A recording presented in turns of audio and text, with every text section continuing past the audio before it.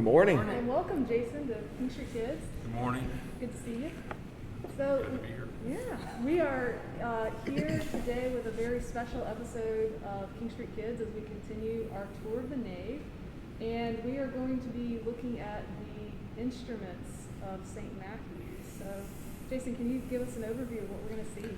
Yeah, we have several instruments that we have to take care of here at the church. When I say take care of, like some of your donations that you give towards music budget, they actually go towards maintaining the instruments at the church.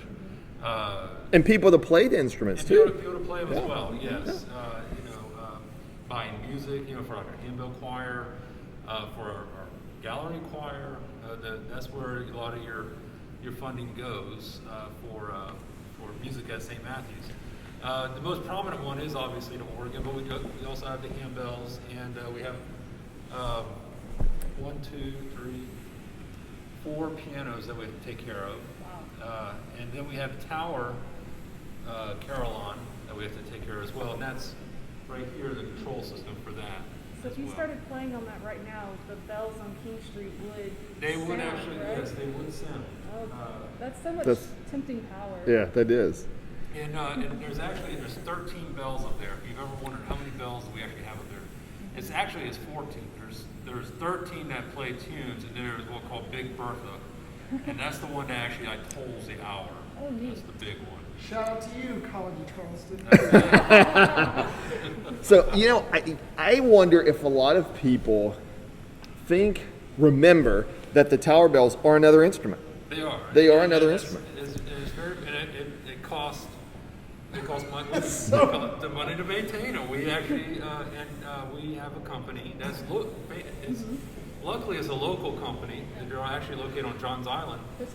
Christophe Picard Foundry, and they actually maintain our bells. They actually go up there, they lubricate the clappers and maintain the electrical system for it. It's actually quite a complex system. Wow. So. Yes. Well, let's go take a look. All right, so you want to go first to piano, I guess? We could just walk over to this piano here since we're all upstairs. Okay. And it's just going to have everything else that a piano has. It's just that we have 4 of them here in church. It's a very pretty one. And it's a new one. It was given a few years ago by the Buterhorns. Yes. The Buterhorns gave it, and actually it was owned by Jan Smith. She sold it to us, and the Buterhorns were the ones who paid for it. Mm-hmm. And we were very fortunate to have it up here. It's very nice. I remember when it got dedicated, it was the week before, it was Palm Sunday in 2019. Also, I remember because I had to run up here for the blessing. Oh, that's right. Really? Yes. And then run back down in time to go out. And I think it's interesting you mentioned that, to bless it, we bless the instruments that we procure at the church. They're blessed towards service at the church, glory of God. I find it interesting if you go to that piano that's downstairs in front of the nave, if you look on the music rack and you catch the light on it just correctly, you can still see the mark of a cross that was made in oil from when they originally blessed that instrument. It's still there on the instrument. You catch the light just right on it. So we set aside our instruments for the purpose of worship. In service, yeah. I like that word, service too. That's important. Yeah. Oh, all right.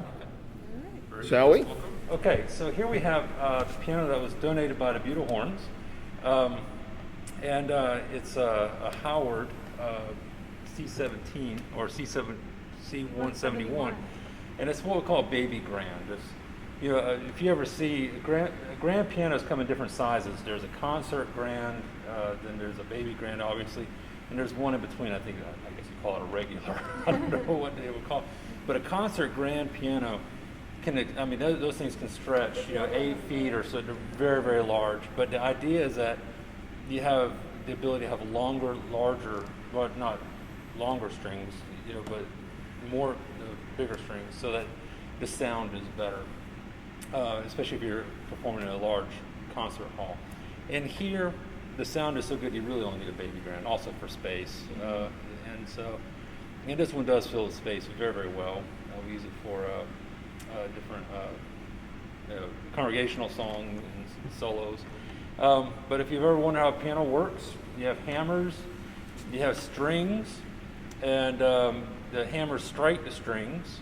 So Daniel, if you could just hit a note, and you had a very percussive sound to it, and which is different because this has only been around for probably about 300 years. Before that, it was harpsichord or so, and they would pluck the strings. They had little quills that plucked. So 300 years is just a small amount of time in music years? It's a very small amount of time. Before that, your keyboard instruments were really harpsichord, a clavier, which is another German word for keyboard, but also the organ was another major keyboard instrument. It was actually at the end of J.S. Bach, at the end of his lifetime, was when these really started to become invented. So when Bach was growing up, the piano didn't exist. And the original name for it, we call it a piano, but the original name is pianoforte, because it was this incredible instrument that you could play soft, piano, and forte, loud, all on the same instrument, all within measures of each other. And so, but eventually you get tired of saying piano, play the pianoforte, play the piano. You get tired of that and you say, let's play the piano. And so we just kept the soft side. So is the piano a percussion instrument or a string instrument? It's a little bit of both. So what a tuner would do is he would actually, Danny would get, could you hold on to that for me? And it just exposes all of that up. So, and he has I had the tools at home. I could have brought them, but I didn't think about it. But a tuning, they call it a tuning hammer. But it's like a big socket wrench. It has a big wooden handle on it, and they have felt. Some of them have rubber and stuff, but little felt inserts that they can stick into other strings. Because if I hit this note, yes, it's ringing that, or it's playing those strings, but you also start to get overtone from other notes, and it causes problems when you're trying to tune it, especially if you're doing this. It starts pulling in the other strings, and so what you want to do is you want to dampen. So that isolates. So it isolates that one string. Plus, also you have 3 strings here. Okay, and so you want to tune that one, and then you go over and you tune the other side. So can you also tune in a piano too? Yeah. Yeah. Although I don't like to because it's just laborious. Yes. But yes, it's not like tuning your guitar where you have 6 strings, you're good to go. You have, let's see, what's 88 times 3? 204, or so many, all these. So how long? Yeah. How long does it take? It could take a good tuner can do it about an hour or so. Still a long time. And so, like whenever I call in tuners to come tune the pianos at the church, I said, 4 pianos. He's usually here for about 4 or 5 hours. It's an all-day trip. Before we move from here, you mentioned somebody a minute ago, and then I saw his picture in the window. J.S. Bach. Who is J.S. Bach? Johann Sebastian Bach, which actually is contemporaries, colleagues would call him Sebastian. Johann was his baptismal name. And there were thousands of Johanns all over Germany at the time because of St. John, St. Johannes. And so you would call him Sebastian. And he was a church musician. He came from a long line of musicians. Bach in German means river. And so people talk about the great river of music that flowed from the family.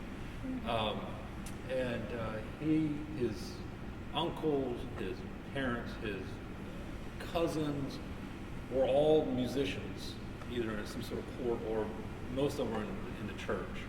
Musicians in the church, primarily the organist. And his parents died when he was young. And so he went to live, I believe it was his older brother. And that's where he learned a lot of his music from. And then his first church that he served at was in Arnstadt. And they actually still have, it's not a church, so it's in a museum, I think, but what we call the console, we'll get to that in a minute, of the organ that he actually played, has the keys and everything like that, where he sat. But he went on to serve in various capacities at a couple of churches. Then he went to the court in Weimar. He was the organist for that court. And that's where a lot of his organ music comes from. And then from there, he went to Korthen. That was the court that he went to as a Kapellmeister there. And that's where a lot of his string and orchestral music came from. And from there, in 1720s, I believe 1724, soon too. He went to St. Thomas Church in Leipzig, and that was a very large, or that was a nice prominent position. I say very large. It was a very prominent position. He just wasn't there. He was in charge of music for a couple of churches in that city.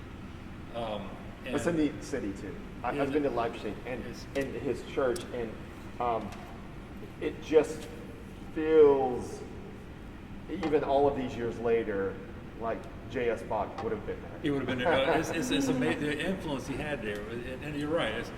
It's crazy. The problem was he was not quite as appreciated in his time as it was till later, and which is really sad. His cantatas he wrote. Oh gosh, the ones we know of, I think like 300 or so. But you figure he wrote about a 3-year cycle of cantatas, and then he started to kind of recycle them through. Tell the boys and girls what a cantata is. A cantata is a sung piece, and if you think our choir anthems are long, the cantatas can last anywhere from 15 minutes to 25 minutes to 30 minutes. They could have been in one part, it could have been in 2 parts. Some of them, like on festival days, who was sung the first part of the cantata, they would have had the sermon, and then they would have concluded the sermon with the second half of the cantata. It was accompanied by strings, instruments, oboes, flutes, the choir, and cantata actually comes from the word cantata, which means to sing. And so it's where we also get the word cantor, which is what his title was at St. Thomas. He was the cantor of St. Thomas. He wasn't the music director or organist, he was the cantor, which means he led the people's song. So. All right, so here we have the organ. Remember earlier I said with J.S. Bach, they still had the console that Bach sat at. In organ terms, this is the console. This is actually not the organ. The organ is where all the pipes are at. But the reason why they call this the organ is because historically, the console used to be attached to the organ because it was a track, what we call tracker action, had levers and cables and stuff that you actually activated all the pipes. But with electricity and stuff, we can actually detach it. And so people still call it the organ, but this is technically what we call a console. We have 3 manuals, 3 keyboards. Each one has 61 keys. Piano has 88. Okay, but organs. Nowadays, organs have 61. If you go back to J.S. Bach's time, that could have varied. It wasn't standardized. So some of them had maybe 50 keys. Some of them had a little bit more. And even today, if a church says, we need an organ, we'd love to have an organ, but we don't have this much space to put it in. Well, yeah, it's 61 notes. A row of pipes is 61. Well, I can actually get more room if I shrink it down by about 8 pipes to 54. Then I could actually fit an organ. And because the upper level pipes, you might not use quite as much. And so you can actually get away with pulling some of them out. And you create more space that you can put an organ into a tighter space. So I think it can be really, really interesting how they tuck them all in there. So there's kind of a learning curve for every organ that you go and play because every organ's a little different. Anyway, so they're played by air. This is not a percussive instrument. It is a wind instrument. And I'm going to turn it on because sometimes in the wintertime, things shrink up in the cold. And if everything shrinks up in the cold through your valves and stuff, and so when you put air pressure on it, everything kind of spreads back out, and you'll hear it kind of maybe groan a little bit. Let's see what it does.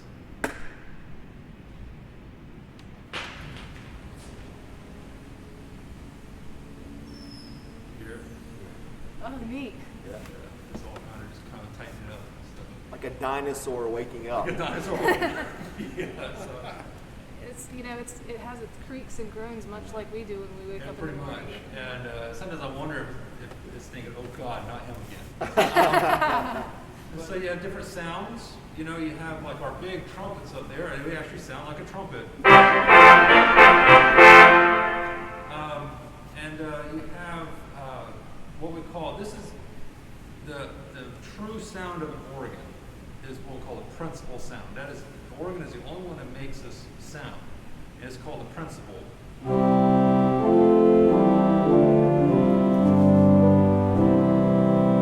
And we're fortunate because a lot of organs only have one. We have 1, 2,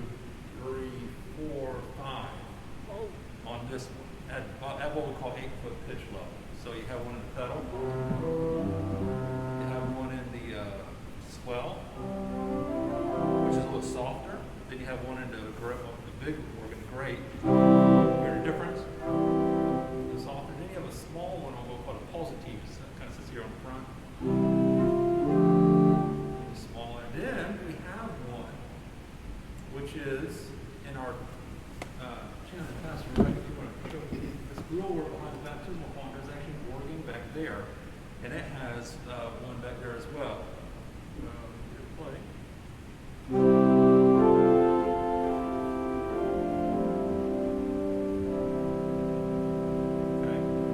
So the sound is actually coming from there It's because that's where actually the coming organ is. Yeah, here, this is the full organ down there.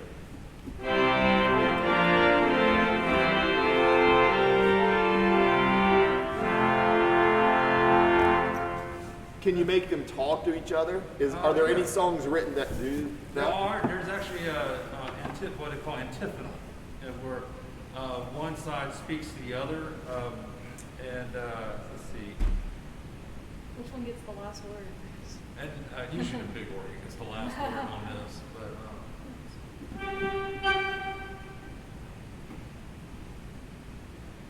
so you have.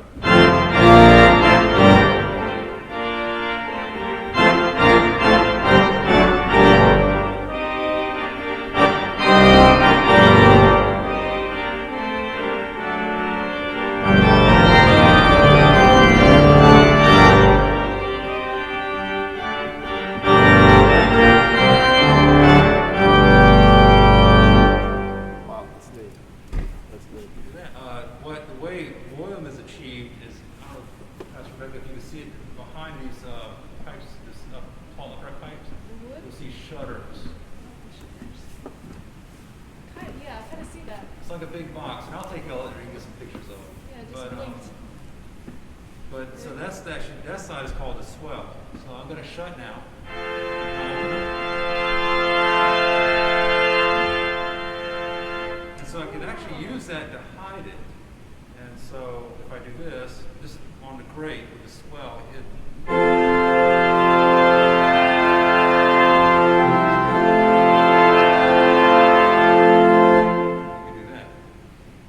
But no matter how hard I hit a key,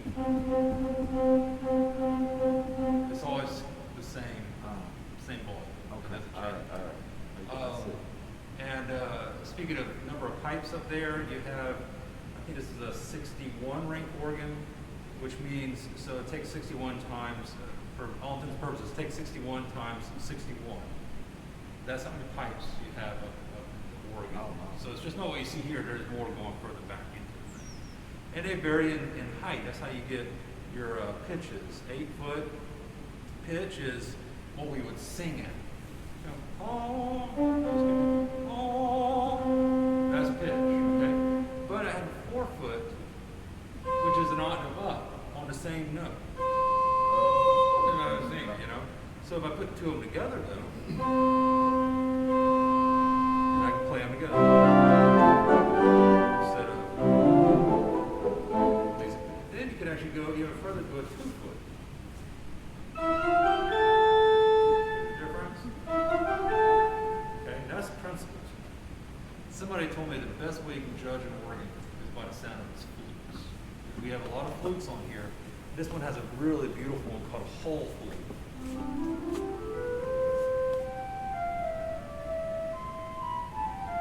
Really nice flute to have. That's usually what we canter to.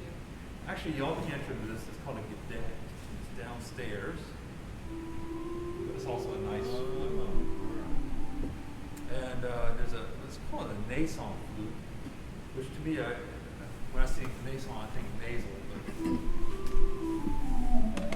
you hear the difference in tone and sound?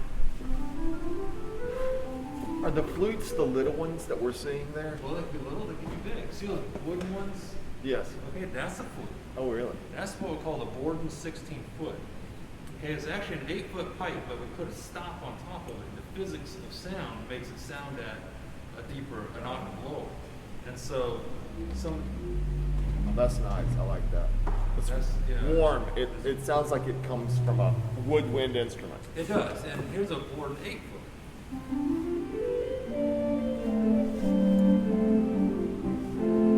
Okay, and then we have what we'll call a roar flute. Okay, so we have several flutes on here, we have what we call strings, the orchestra sound. Okay. And then we have our what we call reeds. The trumpets are a reed. This is another reed. It's a softer reed. Sounds like a clarinet. And then we have a smaller trumpet. Compare that to the big one. So, and then we have what we call mixtures. These are where we have like 4 pipes that play at the same time. But they create that authentic organ sound when you combine with the other principles and stuff. Here's that bright.